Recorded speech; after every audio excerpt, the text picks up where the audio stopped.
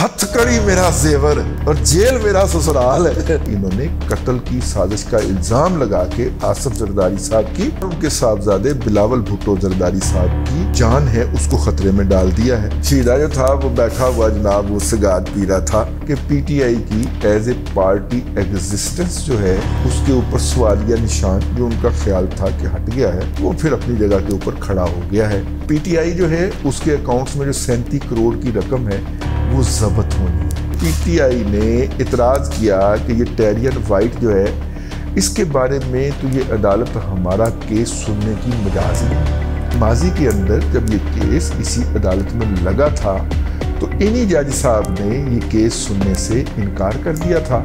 आपको सलमान अकबर राजा मरवाएगा उस जगह पे जाके जिस जगह पे पानी ना मिले।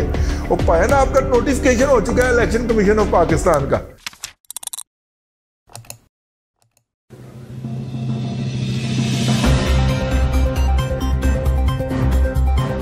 रात के इस पैर में सोने की तैयारी कर रहा था तो पता चला कि यार यह खबर तो मैं देती ही नहीं जी। सब तो वधिया खबर थी, सबको वधिया खबर थी। हथकड़ी मेरा जेवर और जेल मेरा ससुराल है। चल ससुराल में मुझे याद है और मुझे इस बात के उस वक्त दुख हुआ था, लेकिन मैं उस दुख को जो था वो काफ़ी देर छुपा गया। और वो ये है कि ये मुस्तफ़ा चौधरी और खालिद भट्ट जो है ये दोनों भाई जो हैं, जब शेख रशीद एक इलेक्शन हारे थे, अगर आपको याद हो, मेरे ख्याल 13 का इलेक्शन हारे थे शेख रशीद जो थे, हाँ, या 8 का हारे थे, कोई हारे थे ये इलेक्शन। 8 में तो शायद इसने बाइकाट किया था, नहीं, बल्कि एक इलेक्शन हारे थे शेख रशीद साहब। और उसके ऊपर ये प्रोग्राम इन्होंने किया था, फोरमैन शो या इस तरह का कोई प्रोग्राम होता था इनका। तो इन्होंने उस वक्त ना मुस्तफ़ा ने कहा खालिद को शेख रशीद हार गया, तो दोनों ने फिर कहका लगाया। अच्छा, मुझे आप समझें कि दिली तकलीफ हुई यार, ये क्या बात हुई यार, शेख रशीद आ रहा है तो इस तरह आप सेलिब्रेट ना करें। मुस्तफ़ा भाई आज मेरा दिल कर है मैं कहूँ शेख रशीद 2 दिन के लिए हवाला चला गया। यार वैसे ना शेख रशीद साहब के फड़े जाने की खबर जो है वो आज मैं घर से निकला, मुझे हुक्म हुआ कि जनाब चिकन लेके आए और जो है वो सब्जियां कुछ लेके आए और कुछ घर के लिए मसाला जात वगैरह लेके आए। तो मैं निकला, खैर ज़ाहिर है ये तो जिम्मेदारी अदा करना बहुत ज़रूरी है, वरना कार भी तो रहना। तो मैंने ना वहाँ पे मेरा इंटरेक्शन हुआ चिकन के कसाई से भी और छोटे बड़े गोश्त के कसाई से भी, उसके बाद जो मसाले वाला है उससे भी, उसके बाद सब्ज़ी वाले से भी, उसके बाद फल वाले से भी, ठीक है। इन तमाम लोगों से इंटरेक्शन हुआ और इन तमाम लोगों को मैंने हल्का सा ना आहिस्ता गुफ्तगू के दौरान होर फिर की हाल है, उन्हें कहा जी 100 रुपये आज नहीं है, अगली दफ़ा जो गोश्त लेना आओगे ले लेना। मैं कहा चल 100 रुपया तेरे तो वार के सुट दिता शेख रशीद की वजह नाल। कहता फड़िया गए। मैं क्या कि क्यों उस सारा उन्होंने फड़िया जाना चाहिए। अच्छा, अब उसे क्या पता था कि ब्रेकिंग न्यूज़ चल गई हुई। मैं क्या हाँ फड़िया गया। कहता सर अगली दफ़ा आओगे ना 100 का 200 देवांगा, आज तुम एड्डी वड्डी खबर सुना आई थी। अच्छा, यही वो जो मसाले वाली दुकान है वो मैं उनसे लेता हूँ, उसने भी यही कहा। अच्छा, यही बात जो थी यार, एक बंदे से लोग इतनी नफरत करते, ठीक है। अच्छा, इनमें से बेशतर लोग जो थे मैं आपको ये बताऊं वो अपना PMLN हेटर है, ठीक है ना, मतलब PTI लवर नहीं है लेकिन PMLN हेटर है। इनमें से 5 लोगों से मेरा इस पूरे प्रोसेस में इंटरेक्शन हुआ, 3 PMLN हेटर हैं, लेकिन इस बात के ऊपर बड़ा खुश थे कि शीदा तली तले आ गई है, ठीक है, शीदा तली तले आ गया। वो कहता था कि ससुराल जेल मेरी ससुराल है और उनके अंदर ससुराल नहीं जाऊंगी। एक गल्ला सोच सोच के मैनू हासा आन दिया, तो मैं सोचन दिया मुस्तफा चौधरी का क्या हाल होना यार। तो खैर वो उनको 2 दिन के रिमांड के ऊपर जो है वो पुलिस के हवाले कर दिया गया है। और इसके बाद जो है दूसरा जो है वो ये है, और इनके खिलाफ बाय द वे दरख्वास्त दी है पीपल्स पार्टी के एक लीडर ने, और उन्होंने कहा है कि जी आसिफ अली जरदारी पर इन्होंने कत्ल की साजिश का इल्ज़ाम लगा के आसिफ जरदारी साहब की और उनके साहबजादे बिलावल भुट्टो जरदारी साहब की जो जान है उसको ख़तरे में डाल दिया है। और ये सारा कुछ खैर अभी ये इस खबर की स्याही खुश्क नहीं हुई थी, और शीदा जो था वो बैठा हुआ जनाब वो सिगार पी रहा था ठीक है, टेक लगा के, और सामने ढेर है टूटे हुए पैमानों का, सामने 3-4 कप रखे हुए थे चाय के। अब बड़े कप थे, पता नहीं कुछ लोग चाय के कपों में भी डाल के ना तो वो कर लेते हैं। तो बहरहाल जी, आसफ जरदारी अल्लाह आपका भला करे, एक और धमाका हो गया, और वो ये हो गया कि जब इलेक्शन कमीशन ऑफ पाकिस्तान ने अपना इब्तदाई ऑर्डर पास किया था कि पीटीआई जो है उसके ऊपर फॉरेन फंडिंग साबित हो गई है, डिटेल जजमेंट हम बाद में देंगे, तो पीटीआई दौड़ी दौड़ी पहुंची, और उसको पता था कि इलेक्शन कमीशन ऑफ पाकिस्तान फौरन जफी डालेगा, आया आ जा आगे आ जाओ। बल्कि वो तो ऐसे करके बाद सड़क में से, दरवाजे में से गिची निकाल के देख रहा होगा, उन्होंने कहा आ जाओ ले आओ, कितने स्टे करना कर देगा। तो वो नहीं हुआ जी, उन्होंने कहा यार आप जल्दी आ गए, उनको डिटेल जजमेंट तो दे लेने देते, क्यों इन्ना सानू जलील करवाना जे, वो दे देंगे स्टे, वो कर देंगे टर्मिनेट वो फैसला, पहले उसको आने तो दे। इसका मतलब है कि पीटीआई की एज ए पार्टी एग्जिस्टेंस जो है उसके ऊपर सवालिया निशान जो उनका ख्याल था कि हट गया है, वो फिर अपनी जगह के ऊपर खड़ा हो गया है। पीटीआई जो है उसके अकाउंट्स में जो 37 करोड़ की रकम है वो जब्त होनी है। अच्छा, वो 37 करोड़ की रकम तो जब्त होगी, लेकिन क्या उसके बाद पीटीआई एक पार्टी के तौर पे फंक्शन कर पाएगी एज पर द लॉ? मेरी राय के मुताबिक तो नहीं कर पाएगी। यानी कि आज के फैसले का ये मतलब हरगिज नहीं है कि पीटीआई एक पार्टी हुआ करती थी, वंस अपॉन ए टाइम एक पार्टी हुआ करती थी जिसका नाम था पाकिस्तान तहरीक इंसाफ, इसका कतई ये मतलब नहीं है। और अदालत ने जो डिटेल जजमेंट शाम को जब फैसला जारी किया उसमें कहा कि अगर आप उनकी डिटेल जजमेंट लें और उसके सामने जाके अपना नुक्ता नज़र पेश करें, जो आप जो बकवास साढ़े सामने की थी जो उत्थे जाके करो, ठीक है, ये फोरम नहीं गया वाली बक करन दा, ये बक जाके इलेक्शन कमीशन के सामने करो। और अगर वो आपकी बात नहीं मानता और डिटेल जजमेंट में आपको इसी तरह ठोक देता है जिस तरह के जनाब गौहर भट्ट साहब ने फरमाया है कि तहरीक इंसाफ ठोक गई, ठीक है, इसी तरह ठोक देता है, तो फिर आप हमारे पास आ जाइएगा, बैठे हुए हैं आपकी खिदमत के लिए।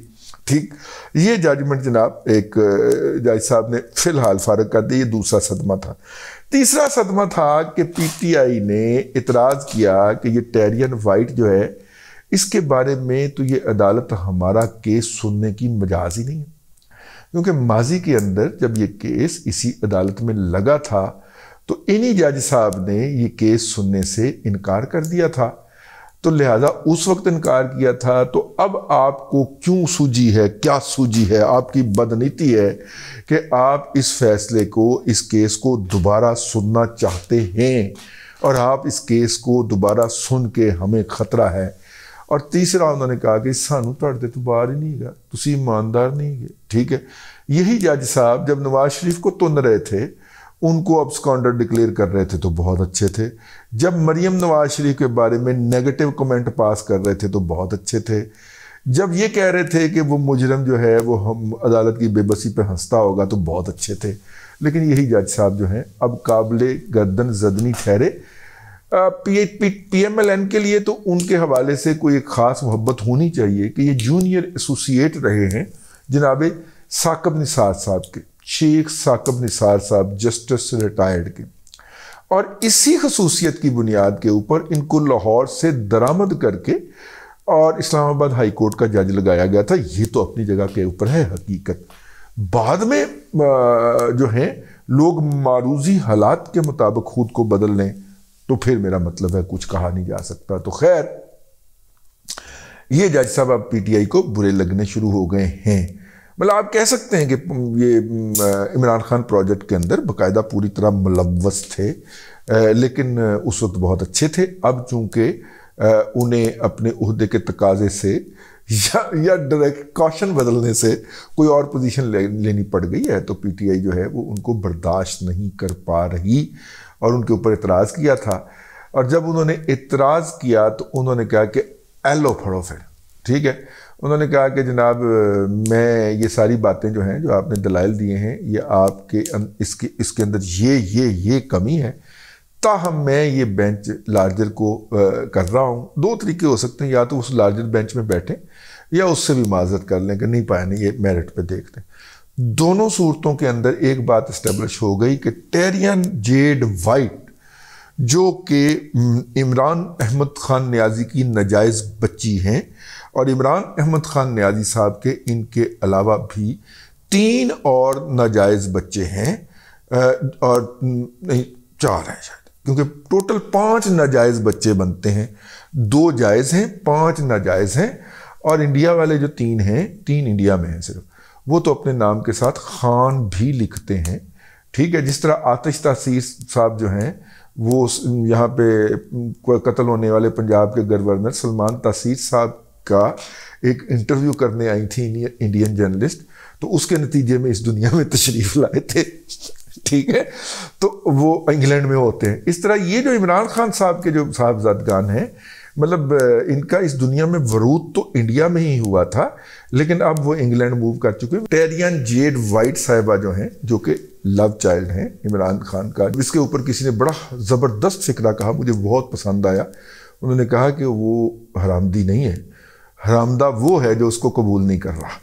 मतलब मेरा ख्याल है कि that was the master stroke. तो खैर, लेकिन ज़ाहिर है कि मामूली दुनिया के मामूलात के अंदर उसको हम लव चाइल्ड कह देंगे ताकि ग्रेविटी ऑफ द सिचुएशन थोड़ी सी कम हो जाए। तो अब उसको तस्लीम करने का मामला, उन्होंने कहा तुम सन पूछ नहीं सकते। क्यों जी, मैं तो पार्लीमेंट का मैंबर ही नहीं हूँ। मामा तो पार्लीमेंट का मैंबर है, वो 9 से 7 सीटां नहीं जीतियां सही। इलेक्शन कमीशन ने अभी हफ्ता पहले, मेरा ख्याल है पिछले महीने की 14 या 15 को है उसका नोटिफिकेशन जारी किया कि जनाब इमरान खान 7 सीटों से कामयाब करा दिए जाते हैं। तो मेंबर तो आप हैं, हलफ उठाने की कसर है ना, तो मेंबर तो आप मुंतखब हैं, आपके ऊपर लागू होता है। आपको भूल गया, आपको याद नहीं रहा, आपको सलमान अकरम राजा मरवाएगा उस जगह पे जाके जिस जगह पे पानी ना मिले। वो पाया ना, आपका नोटिफिकेशन हो चुका है इलेक्शन कमीशन ऑफ पाकिस्तान का। ठीक है, और ये सलमान भट्ट साहब जो हैं, जो कि इस वक्त वो नामालूम शहरी के वकील हैं, जिनके हमारे अपने बैरिस्टर अली जो हैं, जिनकी नुमाइंदगी कर रहे हैं, ठीक है ना, वो जो हैं वो फरमा रहे थे। सलमान असलम भट्ट साहब ने कहा कि जनाब मैं साबित करूंगा कि मेंबर ही नहीं। तो साबित ही करना है, इलेक्शन कमीशन ऑफ पाकिस्तान का नोटिफिकेशन उठाएं और जाके अदालत के सामने पेश कर दें कि देखो जनाब मेंबर है, जो झूठ बोलन डे अदालत के सामने सरीहन चिट्टे दिन चिट्टा झूठ बोलन डे आए। ठीक है, वो पेश कर देंगे। तो बहरहाल मैं अभी भी इस बात के ऊपर बिलीव करता हूं, मैं गौहर भट्ट से नहीं करता कि इसके नतीजे के अंदर पीटीआई यानी कि पाकिस्तान तहरीक इंसाफ ऑफ इमरान अहमद खान नियाज़ी ठुक गई है। मैं इसके ऊपर बिलीव नहीं करता, लेकिन ठीक है ना, एक दिन के लिए पटवारियों को नाचने का मौका जरूर फराहम कर गई है। तो बहरहाल पटवारियों धमाल हो, ठीक है, संभालना पाओ मुश्किल वक्त आए ने। ये जो कुछ हो रहा है जी, इमरान रियाज खान साहब को पकड़ा गया और जो है वो शेख रशीद को पकड़ लिया गया और बाकियों के बारे में बाकायदा हरकारा किया जा रहा है कि पकड़ने आ रहे हैं, पकड़ने आ रहे हैं। तो ये क्या है, व्हाट इज दिस? ये जो कुछ किया जा रहा है इसके हवाले से हमारे जो हैं वो मेरे से एक बच्चे ने, नौजवान ने पूछा कि ये क्या है। मैंने कहा बुनियादी तौर पे ये वो है कि एक बच्चा जो था वो हर वक्त मुंह में उंगली डाले रखता, अंगूठा डाले रखता था। तो माँ ने बड़े हाथ मारे अंगूठे को, इसके पर मारा, थप्पड़ लगाया, वो नहीं बाज आता था। तो वो गई एक डॉक्टर के पास, उसे कहा कि इसको ये मर्ज़ है, इसकी ये दवा इलाज कर दें। उसने कहा कि आपने ना इसको ऐसी निकर पहनानी है जिसका लास्ट तक ढीला हो। ठीक है, उसने कहा मैंने आपसे इलाज का बच्चे की उंगली, उन्होंने कहा माई जो क्या है उकार, आपने इसको निकर जाके ऐसी पहना दो जिसका लास्ट तक ढीला हो। अब हुआ क्या कि उसने जाके ऐसी निकर पहनाई, वो निकर नीचे गिरने लगे, वो फौरी तौर पे निकाल के निकर को ऊपर करे।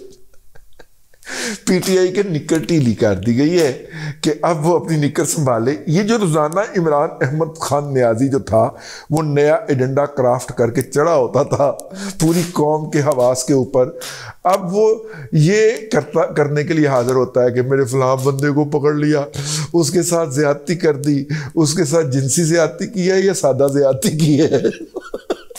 ये भी बताता है कि जिनसी ज़्यादती हुई है या सादा ज़्यादती हुई है, और उसके बाद वो शहबाज गिल बना है या रोना शुरू कर दिया है उसने फवाद चौधरी की तरह। वो बैठा हुआ काशिफ वासी के प्रोग्राम में रो रहा था तो वो रोना शुरू कर दिया है। तो मेरा मतलब है अब वो ये तफसीलात देगा ना, अब वो ये नहीं कहेगा मैं नहीं छोड़ूंगा, मैं ये कर दूंगा। तो पायन निकट ढीली कर देती है पीटीआई दी। अब पीटीआई जो है वो धमकियां लगाने की बजाय ना निकट संभालती भी रही है। मेरा हाथ ही नहीं रोक रहा है लतीफ़ा इसके साथ मुंतबक करते हुए। अब तक के लिए इतना ही, अगले व्लॉग के अंदर फिर हाज़िरी होती है। अल्लाह तबारक व तआला आपको आसानियाँ अता करे और आसानियाँ खल्क़े खुदा में तकसीम करने की तौफ़ीक़ अता करे।